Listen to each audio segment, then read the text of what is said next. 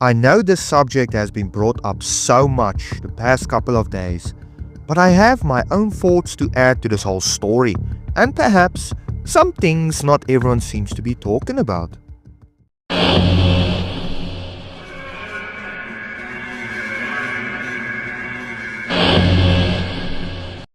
Jeffrey Edward Epstein, who at this time in time needs no introduction, was a horribly disgusting and depraved person. He reportedly had countless victims and possible associates, all written down in a file called the client list. The US Department of Justice and the FBI have concluded that Jeffrey Epstein didn't have a so-called client list that could implicate high-profile associates, and that he did indeed take his own life in his jail cell back in 2019, and not a murder which the public, including myself, believes. Why do we believe his life was taken in jail and not by suicide? Well, apparently, bits and pieces of the prison footage was missing. A full minute of the footage was missing, which was explained away by Pam Bondi, saying the full 11-hour footage was a combination of 2 shorter clips and a full minute of each recording cycle at nighttime gets lost. Which is so weird to me. In today's day and age, with all of the fancy technology and the prison systems still run on potato quality cameras, an analysis was done on the prison footage we were given, and its metadata tells us it was indeed tampered with in some way, and the program that was used to do so was that of Adobe, namely Adobe Premiere and Photoshop. Very sus. Now, in regards to this supposed client list, it was first mentioned by the US Attorney General Pam Bondi back in February this year in an interview with Fox News, where she said the client list is on her desk, waiting to be read and made public. Yet, here we are now, months later, where Pam Bondi says that there is no client list after all, and she meant that all the files regarding Epstein was on her desk. Here's the White House press secretary, Caroline Leavitt, defending Pam Bondi, as well as Donald Trump trying to make the public feel guilty for asking about the client list, basically shaming us. Okay, so the FBI looks at the circumstances surrounding the death of Jeffrey Epstein. According to the report, this systematic review revealed no incriminating client list. So what happened to the Epstein client list that the Attorney General said she had on her desk? Well, I think if you go back and look at what the Attorney General said in that interview, which was on your network on Fox News. Got the quote. Go ahead. John Roberts said, DOJ may be releasing the list of Jeffrey Epstein's clients. Will that really happen? And she said, it's sitting on my desk right now to review. Yes, she was saying the entirety of all of the paperwork, all of the paper in relation to Jeffrey Epstein's crimes. That's what the Attorney General was referring to. Are you still talking about Jeffrey Epstein? This guy's been talked about for years. You're asking, we have Texas, we have this, we have all of the things. And are people still talking about this guy, this creep? That is unbelievable.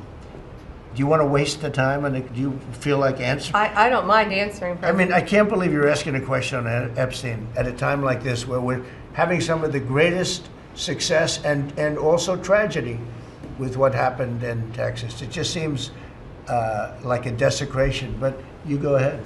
Sure. First, to back up on that, in February, I did an interview on Fox, and it's been getting a lot of attention because I said, I was asked a question about the client list, and my response was, it's sitting on my desk to be reviewed, meaning the file along with the JFK, MLK files as well. That's what I meant by that. Here's the infamous clip that sparked this whole revolution of sorts of Pam Bondi, where she said that the client list is on her desk.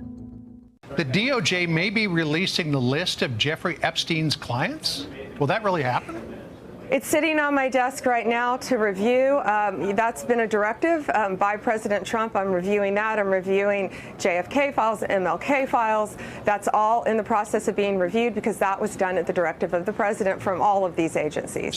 What I can't seem to understand is, why would you say you have something when you don't have it? Why claim and say you have the physical thing on your desk that you saw with your own two eyes, and then suddenly it doesn't exist? It's so incredibly sus. I can't believe Trump said that this whole Epstein drama is supposedly desecrating what happened in Texas recently, the massive floods. But what about the victims of Epstein? Why are they not receiving their justice, which they rightfully deserve? That is a desecration, in my opinion. Having the people responsible run free and enjoy their lives while facing no jail time or responsibility for their actions. Did you see Pam Bondi's face, by the way? Laughing when Trump brought up Epstein and how the public is still caught up in the whole matter? Like, why is she laughing? What's so funny? These people have no respect for us, the public, or the victims. Maybe she's laughing at how dumb and naive we as the public are for believing that they would ever release this client list to begin with. Very few people, if any, seems to be talking about this. This client list would and never will be made public due to the fact that it's going to change the whole world's perspective on prominent figures in governments and in Hollywood as well as in the music industry. Making these files public would put a lot of famous people in jail. It would incriminate way too many powerful people. There are speculations that Trump is on the list, which might be another reason why the client list doesn't exist anymore. I'm sorry, but these files won't be made public and the bad guys won't lose. This isn't Hollywood, where the good guys always win. This is the real world, where the bad guys win and the good guys lose. Simple as that. Everyone seems to think that this will be made public, but it won't. There's too many elites involved in this, and if the truth comes out, it will, like I said, not just ruin our perspectives on these people, but also make us trust the people in the higher ups even less, which, due to the whole fact that all of this is being kept under wraps, already makes us not trust them.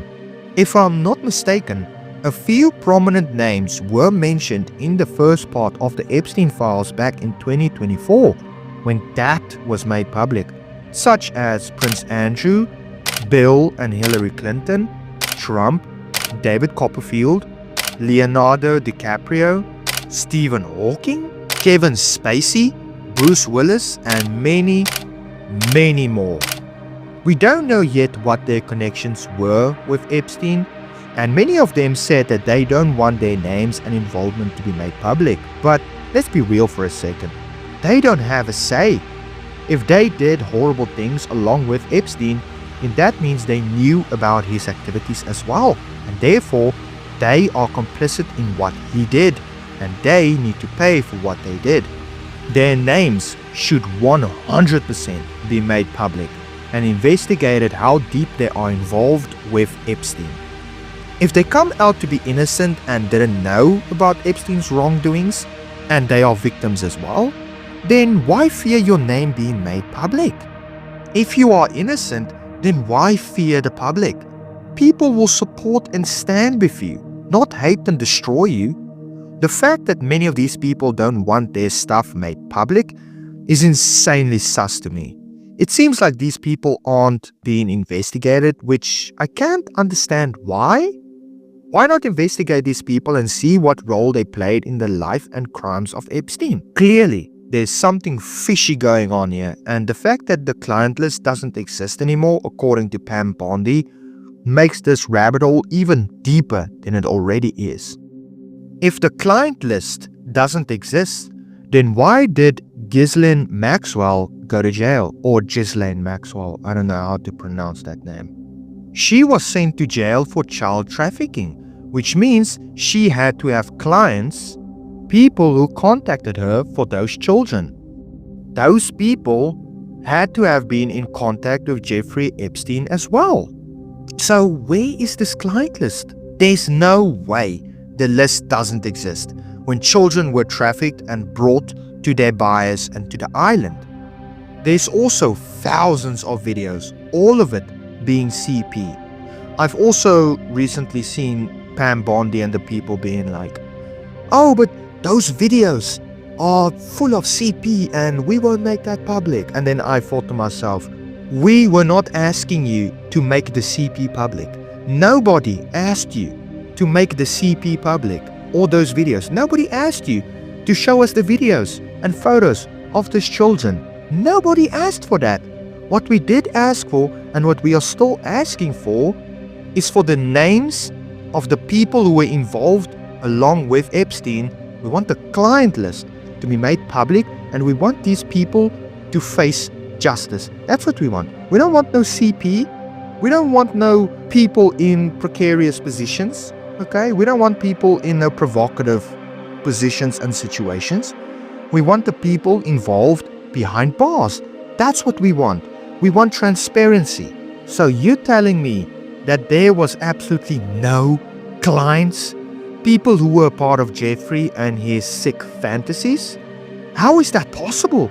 I can tell you how. It's not. This client list does exist, and we need to keep pushing the US government, Pam Bondi and Donald Trump to release the list. We need these PDF files in the higher ups to pay for their sins and give their victims justice. Kash Pramod Patel, who is the director at the FBI, as well as a man named Daniel John Bongino, or known as Dan Bongino, who's the deputy director at the FBI, have had their fair shares of criticism.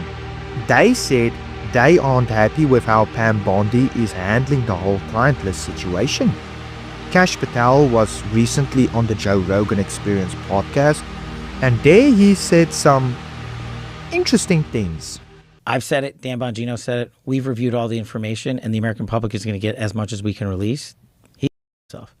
Do you think, let's play out the logical conclusion of this. Do you think that myself, Bongino, and others would participate in hiding information about Epstein's grotesque activities? Or do you think we would also participate in not prosecuting people we had evidence to prosecute people on? But the problem is there's been like 15 years of people coming in and creating fictions about this that doesn't exist. Where's the videotape of an Epstein Island of X, Y, and Z committing these frauds? Why haven't you given it to us? Do you really think I wouldn't give that to you if it existed? So correct me if I'm wrong, but what I was told, what I'd read, was that the guards were not paying attention or were sleeping. Well, right? And in short order, you'll see it. Is that correct? Well, it's hard to surmise that from a video, right? Like, right. Where they and look, do guards doze off on the night shift? Yeah. But no one can get in to the cell. And if they had gotten in to the cell, you would see it. But we were told that the cameras were down. Well, I don't know who said that. But that was in the news. We're giving you all the footage we have. Do you remember that HBO autopsy show? Dr. Michael Baden, he's a famous forensic I don't think I've seen scientist. that. So he's a pathologist, and he reviewed the case, and it was his determination that it was a homicide because of the way his neck was broken. And what he said was it was indicative of a ligature strangulation. And it was because of the positioning on the neck where the marks were, that it wasn't indicative of someone hanging by their weight, which had been higher on the chin. And there's a specific break of the bones and the vertebrae that's consistent with someone who is just strangled to death. I haven't seen it. I'll definitely take a look at it because that's part of my job. You haven't seen that? The report on that? No, I haven't looked at that. He's asking us if we really think him and his people would lie to us. Of course they could lie to us. Of course they would. Because they are protecting their bosses and friends. There are rumors circulating that Dan Bongino wants to resign if Pam Bondi isn't held accountable for her lies regarding the Epstein client list. But I don't know if these rumors are true or it has any validity.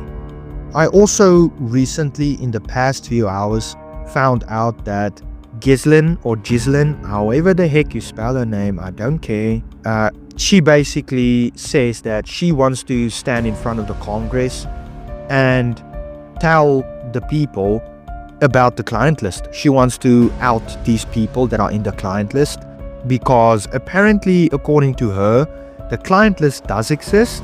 And I mean, of course, the fact that she wants to go talk about it means that there had to be a client list.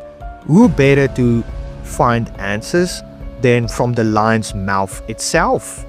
So I don't know how that's gonna go. I don't know if she's really gonna go in front of the Congress or if this is going to pan out the way that we want it, where the people will actually face justice.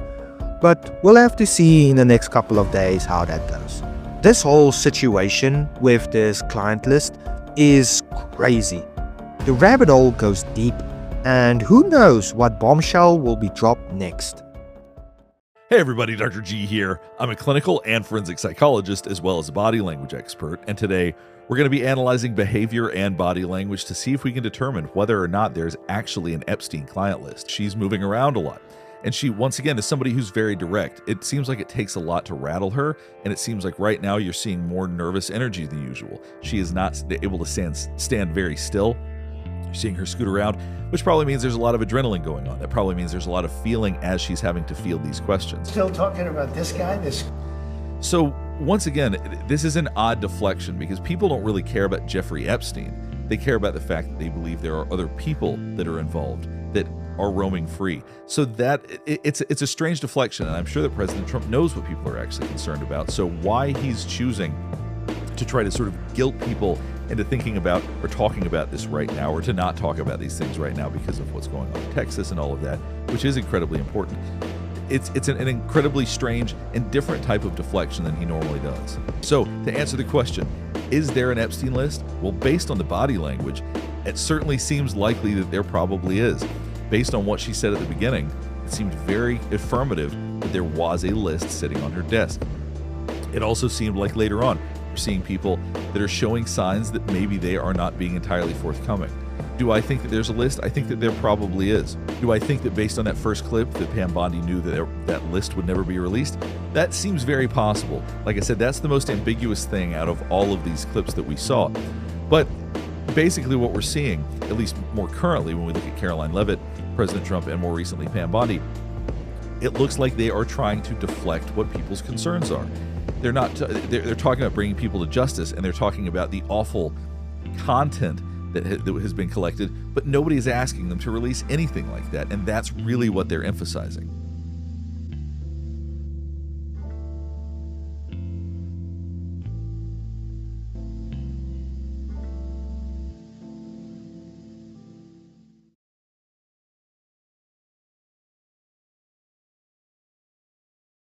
Thank you for making it to the end of the video. If you liked what you saw, then tap the like button and share with others you think might be interested as well. Feel free to comment down below your thoughts and opinions, and subscribe to soothe that fascination.